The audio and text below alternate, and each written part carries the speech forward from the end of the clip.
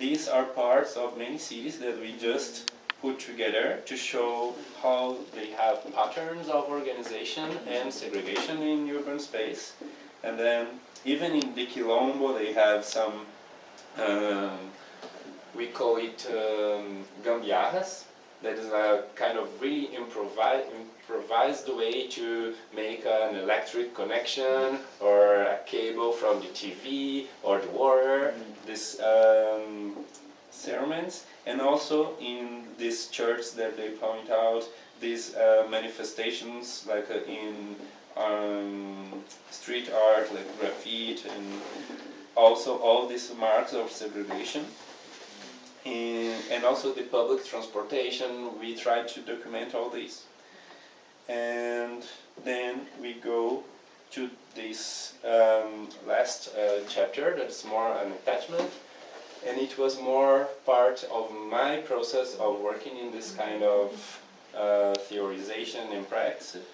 As a white Brazilian, going to those places with these discussions and feeling, oh, my fragility, to be, oh my God, I'm so exposed to this racial stress. That is like a concept I found some weeks ago by an American sociologist that has this work about white fragility. She's trying to map why white people don't like to discuss about race, because all these issues just make us so aware of how privileged were our conditions to be what we are, and then it puts in check the ideas of meritocracy, because we are not here because we deserved. This history just show how things were built to privilege some people against others, and then it's a kind of feeling that you feel so bad and like this is an attack against me, this is so personal, and it's a really complicated process, but we have to face it if we want to go deep in this discussion and criticize how things are organized, because these feelings of like I have to finish. All this feeling of facing this discussion made us to create a kind of ironical finish, final for this book, that is how to talk to white people, even attacking them, but talking in their language. This is academic discourse, history, for example, and anthropology, and then we decided to use documents from the city hall in our hometown. Then we found the name of the most rich families there, that's Laje. They are also the most rich people in Rio and the southeast of Minas. And they had two parks. In Rio they have the Parque Laje, and in Juiz de Fora they have the Parque Mariano Procópio. And these two parks are like the same palace in the middle that became museums or art schools, and they just had this documentation of their possessions, and we can find from different periods of their family history and documentation that they had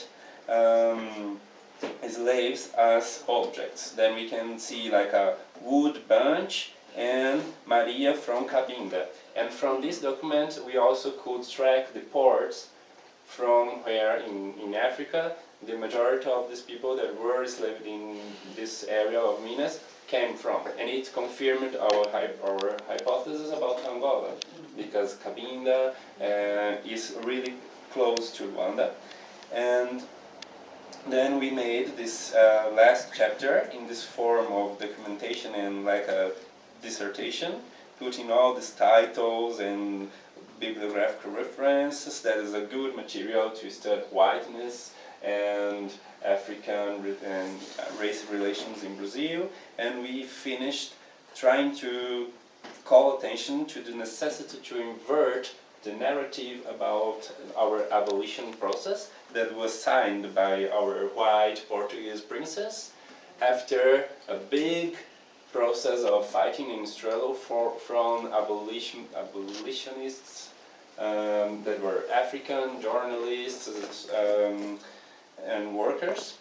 And then we proposed to invert this image that became like really important in Brazilian monumentality. That is this princess with these papers being signed, and this slave just thanking her for this grace. And then we proposed the idea of inverting this narrative, and we showed together the first Bolsa Familia we had in Brazil. That is this kind of support from the government to attract European immigrants to Brazil. And in this document, they translated into French to distribute in Europe. They made this really clear. We are paying this for men around 4 years, this for men around 30, 20, and kids, like boys, girls, young women, and old women. They are paying you, and you have this opportunity to have a land, and you will be receiving these 3 hotels in Juiz de Fora, São Paulo, and Rio, and from there to be spread around the country. And this is the part of this history we don't pay attention. We just think about abolition. Now they are free. And then all these Europeans, like my family, we got there and we start to build because we worked a lot, and then we had this opportunity to be richer than we were when we got there. This is the process. Yeah, this is it. Thank you so much. There's a lot of